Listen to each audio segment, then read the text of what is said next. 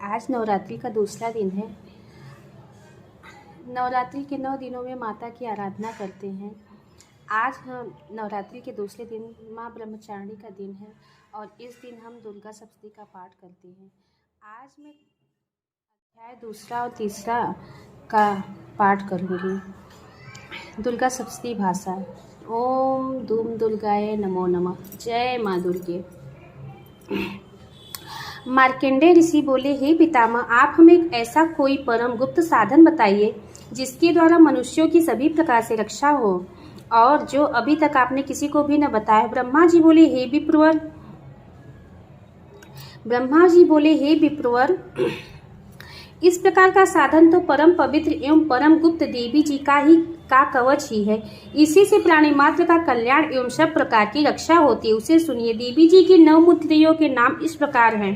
पहली शैलपुत्री, दूसरी ब्रह्मचारिणी, तीसरी चंद्रघंटा, चौथी कुसमांडा, 5वीं स्कंद माता, छठी कात्यायनी, 7वीं कालरात्रि, 8वीं महागौरी और 9वीं सिद्धिदात्री हैं। जो मनुष्य अग्नि में जल रहा हो, युद्ध भूमि में शत्रुओं के मध्य फंसा हो अथवा घोर संकट से ग्रस्त हो, वह मनुष्य भगवती की शरण में पहुंच जाए तो उसके घोर संकट दूर हो जाते हैं। जो भक्ति भाव से देवी जी का स्मरण करते हैं उनका सभी प्रकार से उन्नति होती है।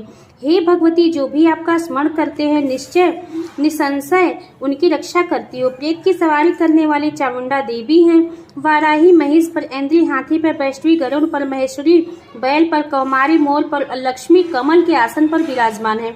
श्वेत रूप धारण करने वाले वृषभ के वाहन वाली ईश्वरी देवी, हंस पर चढ़ी हुई सभी आभूषणों से भूषित ब्राह्मी देवी, इस प्रकार अनेक रत्नों से विभूषित सभी योग शक्तियों में संयुक्त से सब माताएं हैं। यह सभी देवियां क्रोध युक्त युद्ध मुद्रा में रथों पर सवार होकर दर्शन देती हैं। ये शंख, चक्र, गदा, भक्ति, हल, मूषल, खेटक, तोमर, परशु, पास, कुंद, त्रिशूल, उत्तम आयुध, सारंग, धनुष इत्यादि अस्त्र शस्त्र दैत्यों के शरीर नाश के लिए, भक्तों को अभय दान देने के लिए एवं देवताओं के हित के लिए धारण करती है। हे देवी, आपके दर्शन कठिन है।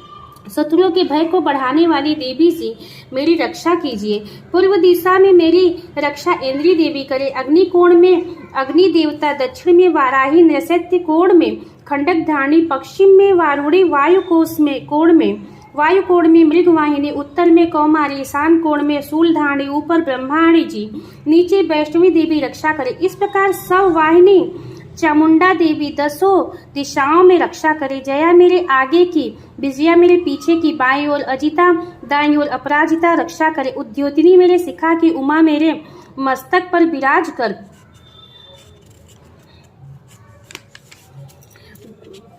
भयों की यशस्विनी, भयों के मध्य में त्रिनेत्रा, नासिकाओं की यम घंटा देवी, नेत्रों के मध्य में त्रिनेत्रा, नासिकाओं की यम घंटा देवी, नेत्रों के मध्य में शंखिनी, कानों की द्वारवासिनी, कपोल की कालिका, कानों के मूल देश में सांकरी देवी रक्षा करे। नासिका से सुगंधा, ऊपर के होठ की चर्चिका, होठ के नीचे के होठ की अमृत कला, जिह्वा की सरस्वती देवी रक्षा करे। दांतों की कौमारी, कंठ की चंडिका, गले की चंद्रघट्टा, तालु प्रदेश की महामाया रक्षा करे।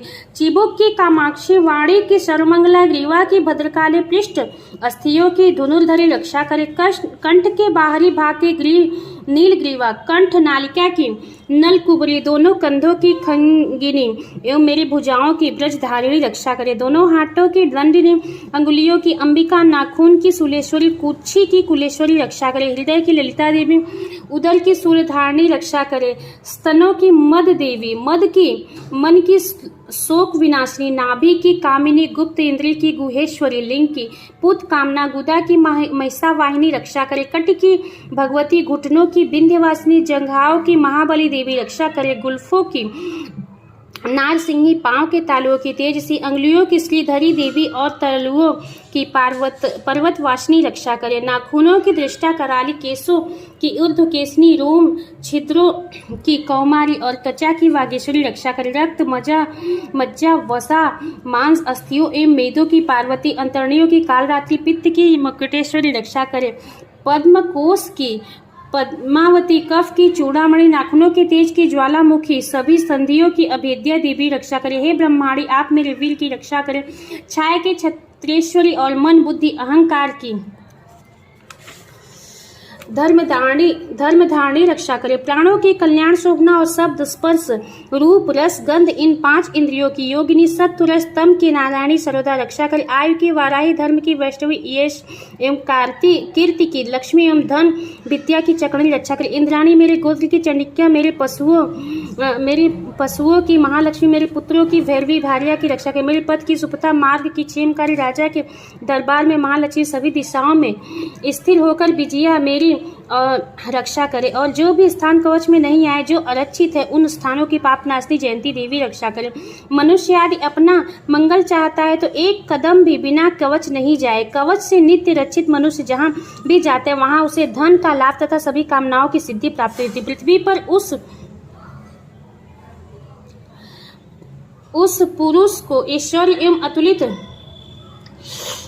अतुलित संपत्ति प्राप्त होती, वह मनुष्य निर्भय हो जाता है। युद्ध भूमि में कोई भी उसे नहीं जीत सकता, त्रैलोक्य भर में पूजित हो जाता है। यह देवी कवच देवताओं को दुर्लभ है। इसको अत्यंत श्रद्धा के साथ सावधान होकर जो तीनों संध्याओं में नित्य पढ़ लेता है उसे देवी कला प्राप्त होती है। कोई भी उसे तीनों लोकों में पराजित नहीं कर सकता। उसे अकाल मृत्यु कभी नहीं आती। वह 100 वर्ष से भी अधिक आयु पाता है। वह कवच उसका तेज, यश और कीर्ति बढ़ा देता है। चंडी पाठ करने वाला पहले कवच पाठ कर ले। जब तक पर्वत वन काननों के साथ यह पृथ्वी टिकी रहती तब तक ऐसे पुरुष की संतति होने पर महामाया की कृपा से देवी दुर्लभ परम स्थान की प्राप्ति होती है। कवच का पाठ करने वाला सुंदर रूप को पाकर सदा शिव के साथ आनंद पाता है। श्री अर्गला स्तोत्र। श्री मार्कंडेय जी बोले श्री अर्गला स्तोत्र। अब हम अर्गला स्तोत्र का पाठ करेंगे। श्री मार्कंडेय जी बोले जयंती मंगला काली भद्रकाली कपालिनी दुर्गा क्षमा शिवा धात्री स्वाहा स्वधा आदि देवियों को मेरा नमस्कार। हे चामुंडे देवी, समस्त प्राणियों की दुख निवारण करने वाली आपकी जय हो। सर्वव्यापक देवी कालरात्रि आपकी जय हो। मधु कैटभ दैत्यों का दलन करने वाले ब्रह्मा जी को वर देने वाली आपको नमस्कार हो।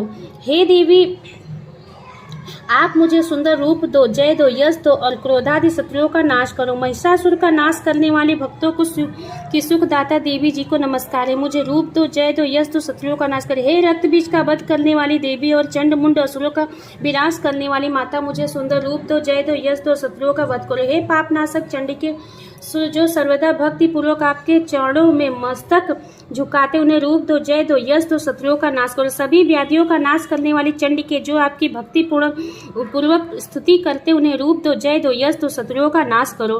हे देवी जी, आप मुझे सौभाग्य, आरोग्य और परम सुख दो, रूप दो, जय दो, शत्रुओं का विध्वंस करो। मेरा कल्याण कीजिए और उत्तम धन संपत्ति दीजिए, रूप दो, जय दो, यश दो, शत्रुओं का नाश करो। हे माता, आपके चरणों पर देवता और दैत्य दोनों ही अपने मुकुट की मड़िया घिसते रहते। हे मातेश्वरी, अपने भक्त को विद्यावान, यशवान के लक्ष्मीवान करो। बड़े बड़े अभिमानी दैत्यों के अभिमान चूर्ण करने वाली चंडिके, मैं आपको प्रणाम करता हूँ। हे 4 भुजाओं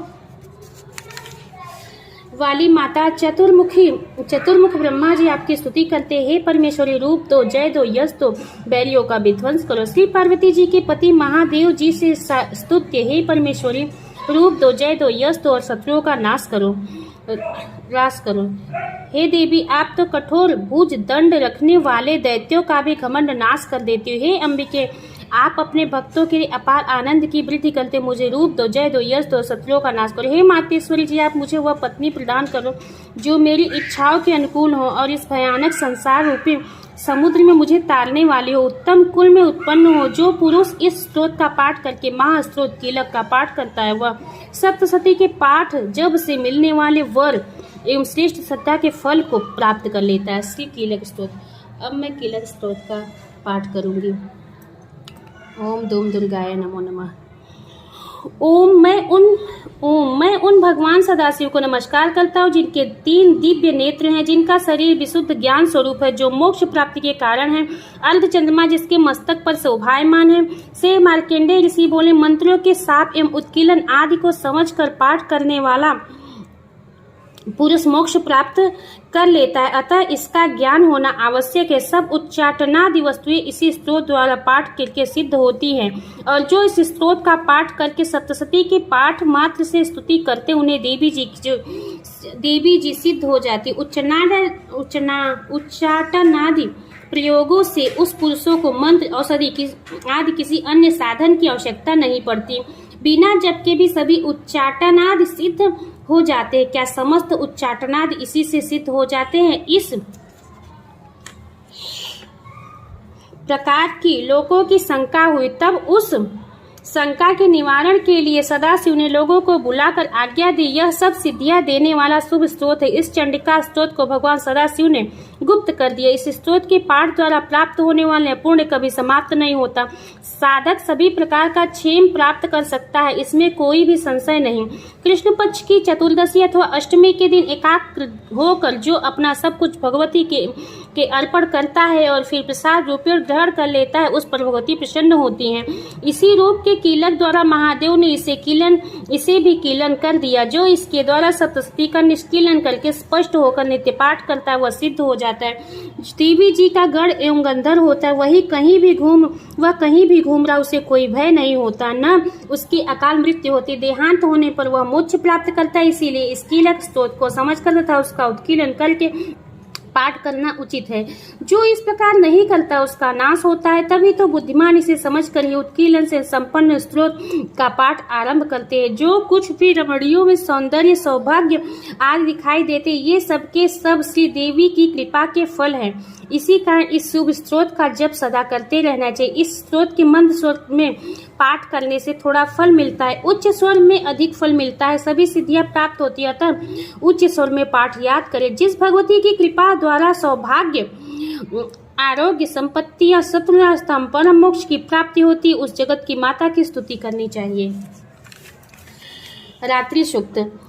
दुर्गा स्तुति के 13 अध्यायों के पाठ के प्रारंभ में रात्रि सूक्त तथा अन्य अंत में देवी सूक्त का पाठ अवश्य करें। ओम दुम दुर्गाय नमो नमः।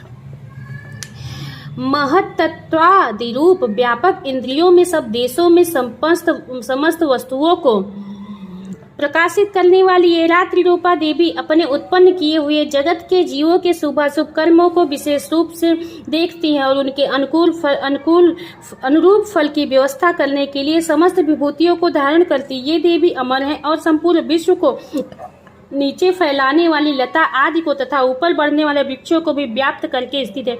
इतना ही नहीं, ये ज्ञानमयी ज्योति से जीवों के अज्ञानांधकार का नाश कर देती हैं। पराचित शक्ति रूप रात्रि देवी आकर अपनी बहिन ब्रह्म विद्यामयी उष्णा देवी को प्रकट करती, जिसमें अविद्यामय अंधकार स्वतः नष्ट हो जाता है। वे रात्रि देवी इस समय मुझ पर प्रसन्न हो, जिनके आने पर हम लोग अपने घरों में सुख से सोते, ठीक वैसे ही जैसे रात्रि के समय पक्षी वृक्षों पर बनाए हुए अपने घोंसलों में सुखपूर्वक शयन करते हैं। उस करुणामयी रात्रि देवी के अंक में संपूर्ण ग्रामवासी मनुष्य, पैरों से चलने वाले गाय घोड़े आदि पशु, पंखों से उड़ने वाले पक्षी एवं पतंग आदि, किसी प्रयोजन से यात्रा करने वाले पथिक और बाज आदि भी सुखपूर्वक सोते हैं। हे रात्रिमय चित्त शक्ति, तुम कृपा करके वासनामय वृक्की तथा पापमय वृक्की को हमसे अलग करो। काम आदि तस्कर समुदाय को भी दूर हटाओ, तदंतर हमारे लिए सुखपूर्वक तरने योग्य हो जाओ।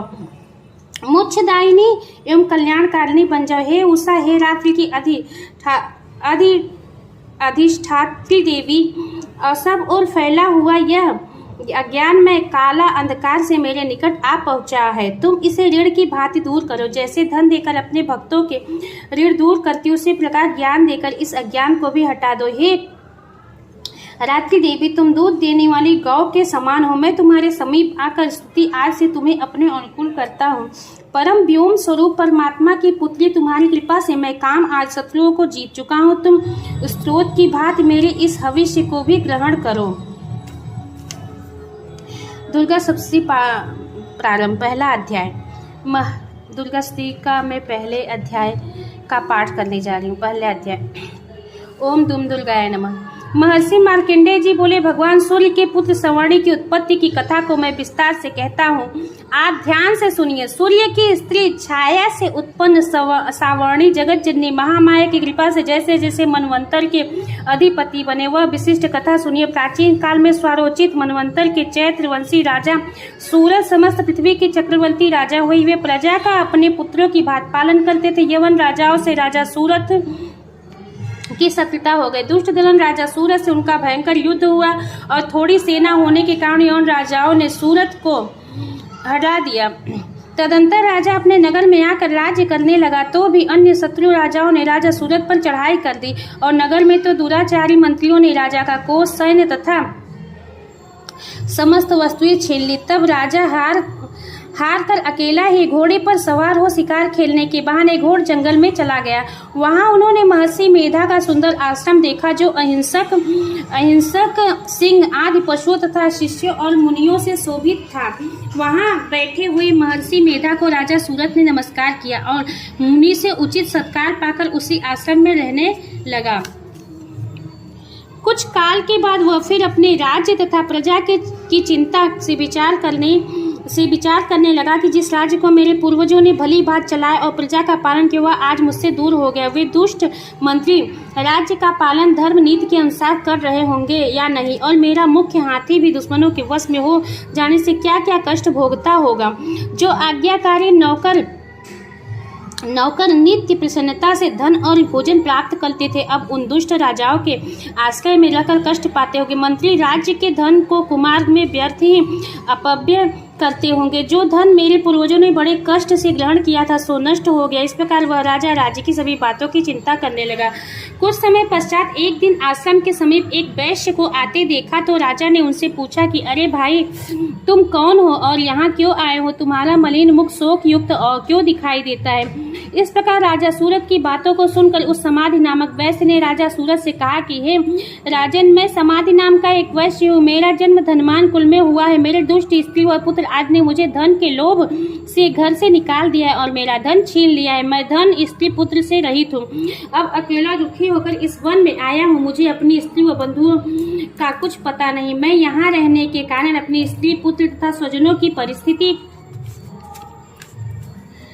को नहीं जानता कि वे इस समय अपने स्थान पर सुखी हैं या दुखी। मैं यह भी नहीं जानता कि मेरे पुत्र सदाचारी हैं या व्याभिचारी। राजा बोला, जिन स्त्री पुत्रादि ने तेरी धन संपत्ति को छीन लिया है, फिर उन्हीं के स्नेह में तेरा मन क्यों जाता है? वैश्य बोला, आपने मेरे विषय में जो बातें कही वे वास्तव में सत्य है, परंतु मैं क्या करूं? चित्त में कठोरता उत्पन्न न होती है। जिन पुत्रादि के धन के लोभ में आकर मुझे घर से निकाल दिया, मेरा चित्त फिर से उन्हीं में आसक्त होता है। मैं क्या करूं? इन स्वजनों के निर्मोही होने पर भी मैंने मन में उनके प्रति प्रेम है। मार्कंडेय ऋषि बोले, हे द्विज श्रेष्ठ, तत्पश्चात राजा सूरत और समाधि वैश्य दोनों मिलकर मेधा मुनि के समीप जाकर प्रणाम करके बैठ गए और मेधा ऋषि से कथा प्रसंग करने लगे। राजा बोला, हे भगवान, मैं आपसे एक बात पूछना चाहता हूँ, आप कृपा करके बताओ। हे राजन, हे महाराज, मेरा मन वश में नहीं है, इससे मुझे दुख है। गए हुए राज्य तथा अन्य सभी स्त्री पुत्र बांधवों की ममता मुझे अभी तक बनी हुई है। हे मुनि श्रेष्ठ, यह जानते हुए भी मेरा स्नेह उनसे अज्ञानियों की भांति विशेष बढ़ता जाता है और इस समाधि वैश्य को इसके स्त्री पुत्रादि ने त्याग दिया है तथा इसे घर से बाहर निकाल दिया। यह भी उसमें अत्यंत आसक्त रहता है। इस तरह हम दोनों बहुत दुखी हैं। हे महाभाग, उनके दोषों को जानते हुए भी हम दोनों का हृदय उनके प्रति ममता में आसक्त रहता है। इतना ज्ञान होते हुए ऐसी ममता क्यों है? हम दोनों को अज्ञानियों की भांति मूढ़ता क्यों उत्पन्न हो रही? महर्षि मेधा ने कहा, समस्त जंतुओं को जानने योग्य ज्ञान होता है। हे महाभाग, सभी प्राणी पृथक पृथक होते हैं। कोई दिन में नहीं देखते, कोई रात्रि में नहीं देखते, कोई दिन रात्रि में समान दृष्टि से देखते हैं। पुरुष ज्ञान युक्त है, यह सत्य है, इसमें संदेह नहीं। केवल इसमें ही नहीं, सभी पशु पक्षी मृगादि से भी मनुष्य की भांति ही ज्ञान होता है। यह स्थूल ज्ञान होता है। जैसे मनुष्यों में आहार आदि की इच्छा उत्पन्न होती है, वैसे ही पशु पक्षी आदि में आहार विहार निद्रा और मैथुन आदि की इच्छा उत्पन्न होती है। ज्ञान होने पर भी पक्षियों को तो देखो, भूखे होने पर भी ममता बस अपने बच्चों को चोंच में स्नेह से चुबा देकर प्रसन्न होते। हे राजन, मनुष्य भी अपने पुत्र पौत्रों में इसी भांति बर्ताव करते। वह पालन पोषण इस इच्छा से करते हैं कि जब हमारी युवावस्था आएगी तब हमारा पालन पोषण वे करेंगे। क्या तुम यह नहीं देखते कि पुत्रादि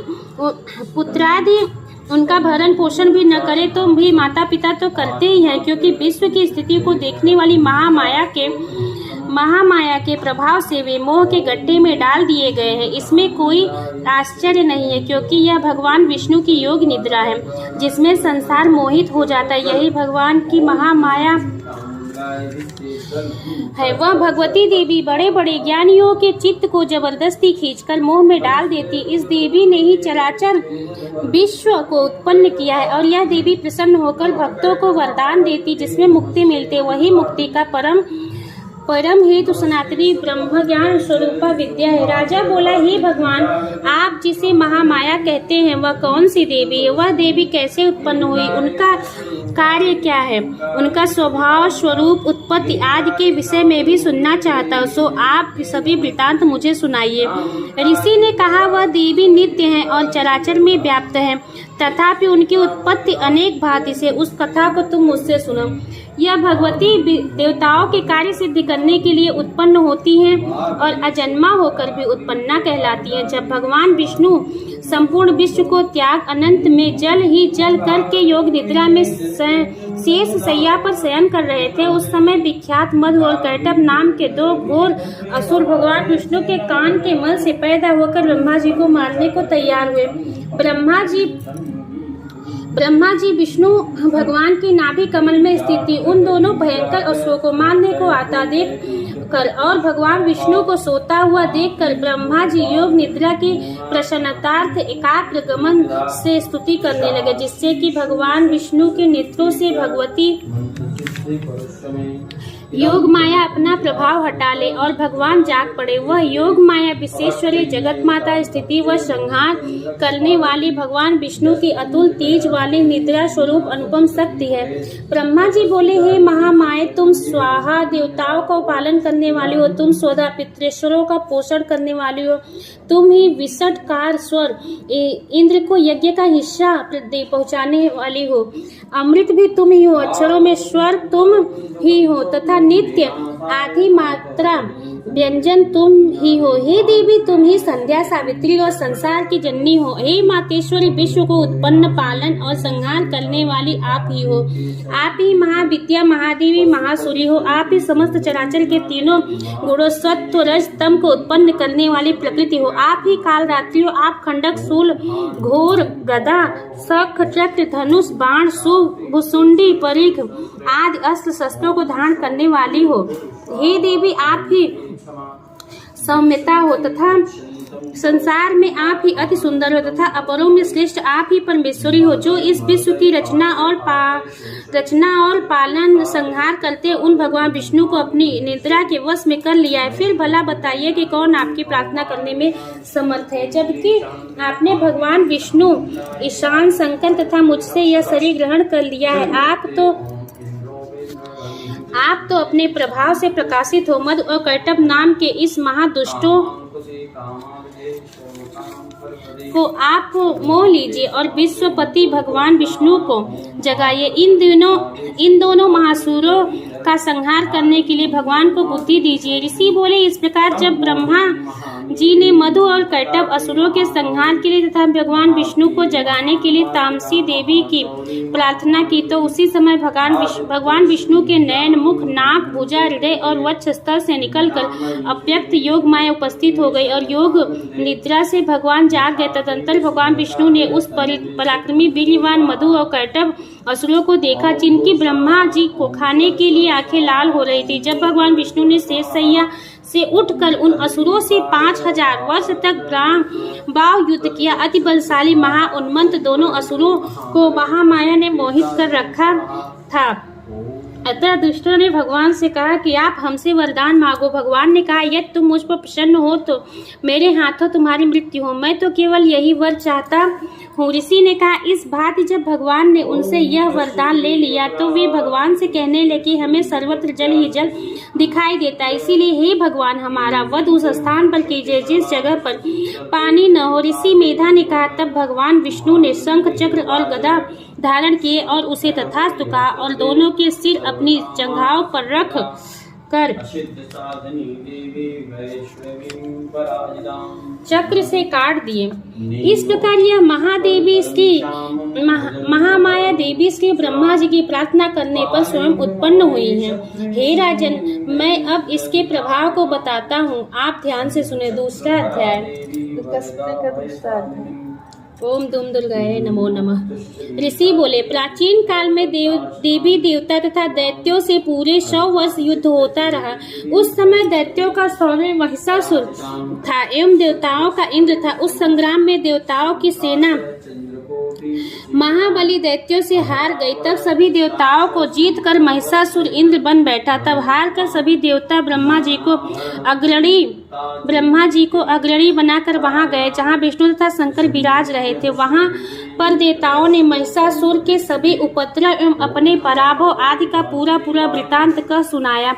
उन्होंने कहा कि महिषासुर ने तो सूर्य, अग्नि, पवन, चंद्रमा, यम तथा वरुण इत्यादि अन्य सभी देवताओं के अधिकार छीन लिए हैं। स्वयं ही सबका अधिष्ठाता बन बैठा है। उसने सभी देवताओं को स्वर्ग से निकाल दिया। महिषासुर महादुरात्मा है। देवता पृथ्वी पर मनुष्यों की भांति पृथ्वी पर मृत्यु की भांति विचर रहे हैं। उनके वध का कोई उपाय कीजिए। इस प्रकार मधुसूदन तथा महादेव जी ने देवताओं के वचन सुने तो क्रोध से उनकी भौहें तन गई। तब भगवान विष्णु के मुख से एक महान तेज प्रकट हुआ। इस प्रकार ब्रह्मा तथा शंकर के मुख से तेज प्रकट हुआ। दूसरे इंद्र आदि देवताओं के शरीर से भी महान तेज प्रकट हो आया। सभी तेज मिलकर एक हो गए। वह तेज पुंज इतना उग्र था जैसे कि जलता हुआ पहाड़ हो। देवताओं ने देखा कि उनकी ज्वालाएं सभी दिशाओं में फैल रही है। जब वह एक हुआ तो नारी के रूप में आ गया। महादेव जी के तेज से उनका मुख प्रकट हुआ। यम के तेज से उनके केस हुए। विष्णु के तेज से उस देवी की भुजाएं प्रकट हुई। चंद्रमा से दोनों स्तन, इंद्र के तेज से उनका कटी प्रदेश, वरुण के तेज से जंघा एवं उर स्थल, पृथ्वी के तेज से नितंब एवं का प्रादुर्भाव हुआ। ब्रह्मा के तेज से दोनों चरण, सूर्य के तेज से चरणों की अंगुलियां, वसुओं के तेज से हाथों की अंगुलियां, कुबेर के तेज से नासिका का आविर्भाव हुआ। उनके दांत प्रजापति के तेज से प्रकट हुए। अग्नि के तेज से 3 नेत्र हुए। संध्याओं के तेज से दोनों भय हैं। वायु के तेज से दोनों कान उत्पन्न हुए। इसी प्रकार समस्त देवताओं के तेज द्वारा भगवती का प्रादुर्भाव हुआ। इस प्रकार सभी देवताओं के तेज पुंज से प्रकट हुई देवी जी को देखकर महिषासुर से पीड़ित समस्त देवता प्रसन्न हुए। महादेव ने देवी को अपने त्रिशूल से शूल निकाल कर दे दिया। श्री विष्णु जी ने अपने सुदर्शन चक्र प्रकट करके दिया। वरुण ने शंख तथा अग्नि ने उन्हें शक्ति दी। मारुत ने उन्हें धनुष दिया। बाणों से भरकर 2 तरकस दे दिए। देवराज इंद्र ने अपने वज्र से वज्र पैदा करके फिर सहस्त्र नेत्र इंद्र ने ऐरावत हाथी से घंटा दिया। यमराज ने काल दंड से दंड प्रदान किया। सागर पति ने रुद्राक्ष माला अर्पित की। ब्रह्मा ने कमंडलू भेंट किया। सूर्य ने भगवती के भी रोमकूपों में अपनी किरणें प्रदान की। काल ने तलवार और उत्तम ढाल अर्पण की। क्षीर सागर ने हार तथा कभी न पुराने होने वाले 2 वस्त्र भेंट किए। इसी प्रकार चूड़ामणि, दिव्य कुंडल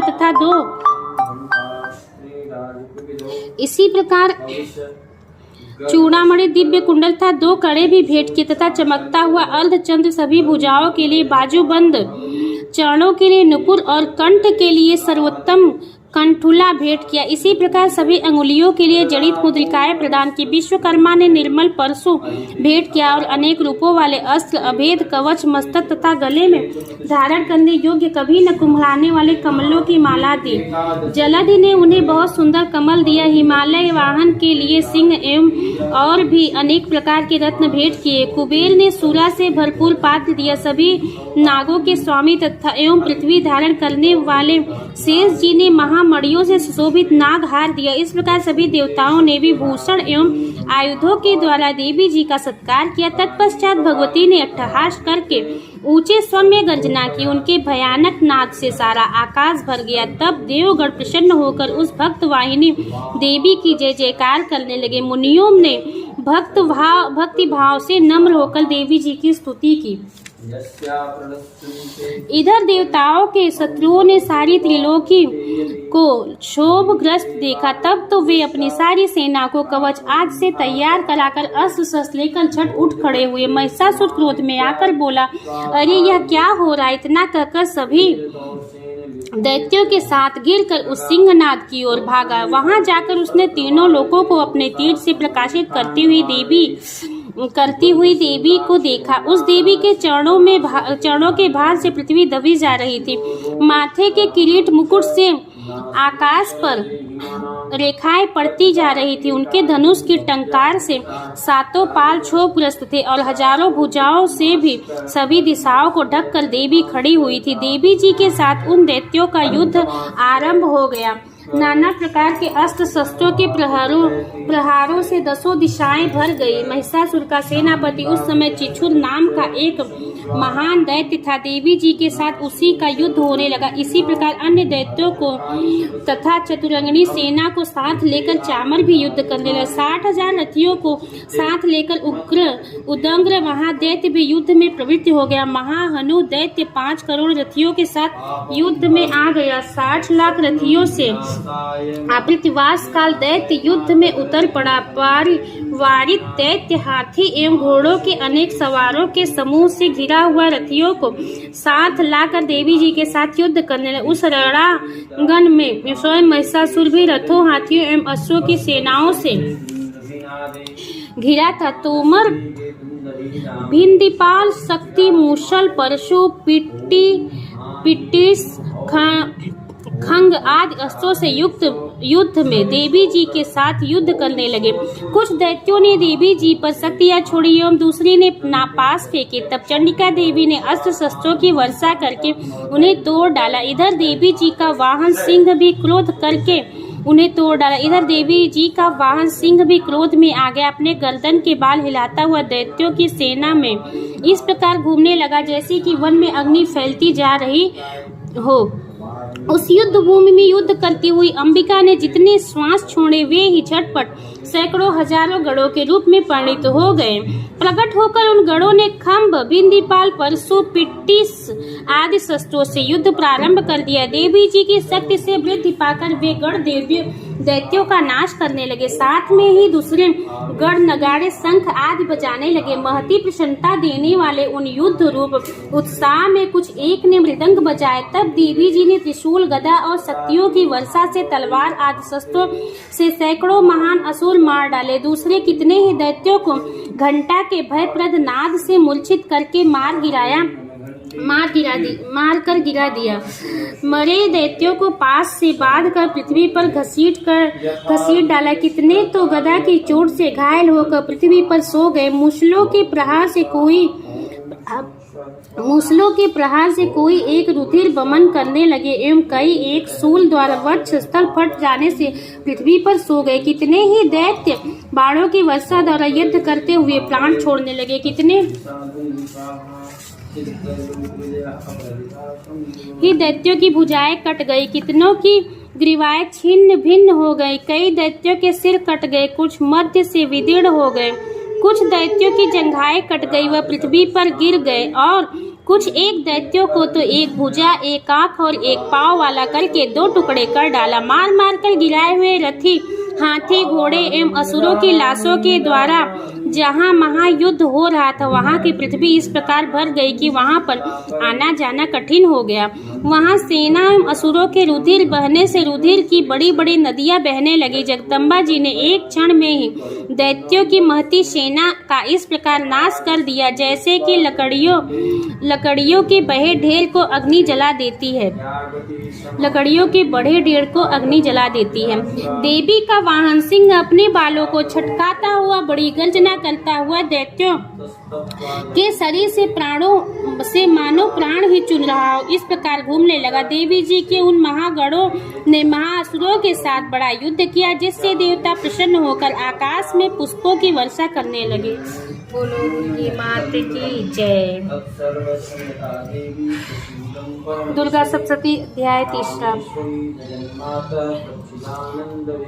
ओम धूम दुर्गाय नमो नमः। ऋषि बोले, महाअसुर असुर चिछुर सेनापति ने जब यह देखा कि सेना तो इस प्रकार मारी जा रही है, तब उन्हें बड़ा क्रोध उत्पन्न हो गया। वह स्वयं भी अंबिका के साथ युद्ध करने निकल पड़ा। युद्ध में जाकर उसने देवी जी पर बाणों की इस प्रकार वर्षा की जैसे मेघ सुमेरु पर्वत की चोटी पर जाकर जलधारा बरसा रहा था। तब देवी ने उनके बाण समूहों को खेत में ही काट डाला। फिर बाणों द्वारा उनके सारथी घोड़ों को मार डाला। फिर झटपट उनका धनुष और ऊंची लहराती ध्वजा काट कर गिरा दिए। जब उनका धनुष कट चुका था, तब अपने बाणों से उनके अंग बीध डाले। जिनका सारथी एवं घोड़े मर चुके थे और धनुष कट चुका था, तब वह बिना रथ के पैदल तलवार ढाल लेकर देवी की रथ की ओर दौड़ा। तेज सा तलवार से सिंह पर जाते ही प्रहार कर दिया। फिर देवी जी की वाम भुजा पर जोर से प्रहार किया। हे राजन, ज्यों ही उसकी तलवार देवी की भुजा पर पड़ी, त्यों ही टूट गई। फिर असुर ने क्रोध से आंखें लाल करके सूल पकड़ लिया। भद्रकाली जी पर उस दैत्य ने सूल डाल दिया। वह सूल इस प्रकार चमकता जैसे कि आकाश से सूर्य मंडल गिर रहा हो। देवी जी ने अपनी ओर आते हुए सूल को देखकर उस पर अपना सूल चला दिया, जिससे वह सूल सैकड़ों टुकड़े हो गया। साथ में उस चिछुर महादैत्य के प्राण निकल गए। जब देवी जी ने अपनी ओर आते हुए सूल के देखकर उस पर अपना त्रिशूल चला दिया, जिससे वह सूल सैकड़ों टुकड़े हो गया। साथ में उस चिछुर महादैत्य के प्राण निकल गए। जब महिषासुर का बलवान सेनापति मारा गया, तब देव शत्रु चामर हाथी पर बैठकर आ गया और आते ही उसने अंबिका देवी पर शक्ति का प्रहार किया। श्री देवी ने हुंकार द्वारा ही तेजहीन कर उसे जमीन पर गिरा दिया। अपनी शक्ति को गिरा हुआ देखकर चामर को बड़ा क्रोध आ गया। उसने पुनः सूल का प्रहार किया। सूल को भी देवी जी ने बाणों द्वारा उछाल दिया। तब सिंह उछलकर हाथी के मस्तक पर चढ़ बैठा। फिर दैत्य के साथ भुजा युद्ध करने लगा। वे दोनों परस्पर लड़ते लड़ते उस हाथी पर से नीचे पृथ्वी पर आ गिरे और भयंकर प्रहारों से परस्पर युद्ध करने लगे। तब बड़े वेग से ऊपर से सिंह ऊपर को उछला और उस पर आकाश से नीचे की ओर गिरते गिरते पंजों के प्रहार से दैत्य चामर का सिर धड़ से अलग कर डाला। देवी जी ने शिला और वृक्ष आदि से युद्ध में उदग्र को मार डाला। फिर करार को भी दांतों, मुक्का एवं थप्पड़ों द्वारा मार गिराया। क्रोध से परिपूर्ण देवी ने गदा की चोटों से उद्धत को चूर चूर कर दिया। भिंदी पास शस्त्र द्वारा वास्कल तथा वाणों द्वारा अंधक एवं ताप को मार कर यम धाम भेज दिया। त्रिनेत्र धारणी देवी परमेश्वरी ने उग्रास्य, उग्र, वीर्य, महाहनु नाम के दैत्यों को त्रिशूल द्वारा मार दिया। तलवार से बिडाल का सिर धड़ से अलग कर दिया और दुर्धर और दुर्मुख इन दोनों को बाणों द्वारा यमपुरी पहुंचा दिया। इस प्रकार अपनी सेना का नाश होता देख भैंसे का रूप बनाकर महिषासुर उन गणों को डराने लगा। कुछ एक गणों में पर अपने थुथुनों से प्रहार किया, दूसरों की सींगों से फाड़ा। कुछ एक को बेग द्वारा, दूसरों को सिंहनाद द्वारा और घूमने से अन्यों को श्वास वायु तथा पृथ्वी पर गिरे। इस प्रकार गण सेना को गिराकर वह महिष सिंह की ओर झपटा। ज्यों ही सिंह को मारने लगा, तब